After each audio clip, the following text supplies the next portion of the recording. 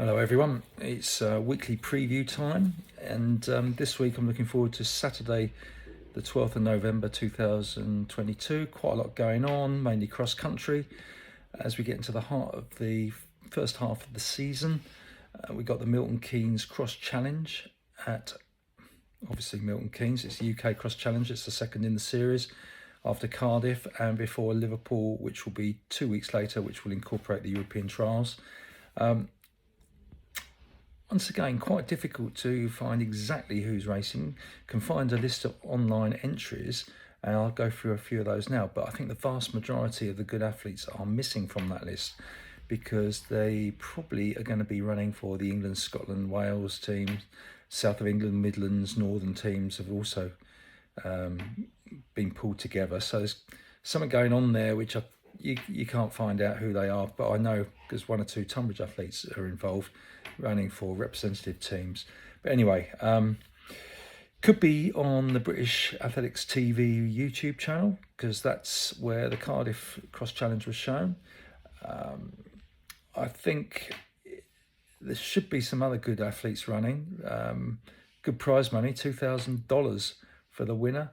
1,000 for second, 500 third, 200 for fourth. So there's prize money on offer for the senior races.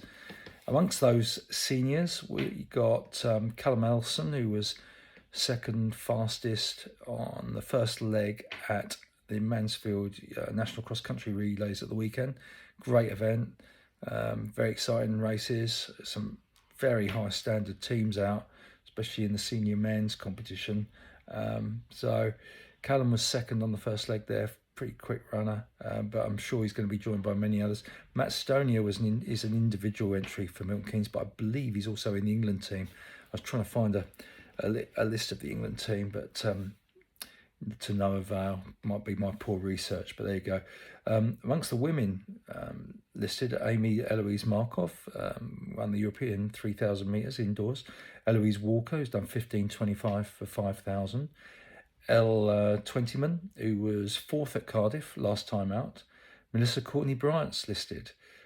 So there's some good female athletes, but as I say, caveat here is there's bound to be quite a few other good ones that I'm not even aware of at the moment. I'm missing a trick there. Main reason for telling you all this is look out on YouTube because I think there could be a live stream as there has been before. Hope so anyway. Because I can't get there, unfortunately. I am team managing a Kent Cross Country League, and there's plenty of league meetings going on, such as Met Leagues at Wormwood Scrubs, Surrey Cross Country League at Wimbledon Common, many others going on. There's also the regional round of the English Schools Cup, Cross Country Cup. We've got a local one, which is robbing Tunbridge of many of their young athletes to compete in that. I'm not too worried because there should be some good races in English Schools Cup, and it's good to see some team competition within schools being promoted. And there's also another home international going on, which is the British Masters Home International in Dublin, where teams from the home countries will be competing against each other in various age groups. And that's about it, of course. But, if you go on Run Britain, you'll see a bunch of road races being held all over the country. But I think, as I say, the main one is the Milton Keynes Cross Challenge. As supplementary information, I've mentioned the Jake Humphrey High Performance podcast, and I was listening to one this morning with Eddie Howe, the Newcastle United manager, who's been there all this year, helped save them from relegation, and now they're third in the Premiership. A really interesting conversation. It made me think some things I do, but I could do better. And I think in terms of development of athletes and relationship with athletes, just as with footballers, there's a lot of parallels there. So I'd urge anyone to talk to it. I probably underestimate what goes into football management and how strongly and they think about things and analyse things, especially on the relationship front. And I think we could learn quite a bit on our side of the sport. And for example, I'm going to make a point of picking out a few individuals who raced at the weekend and having a bit more of a word with them tonight at training about their performance and what they're capable of going forward. Just a short message.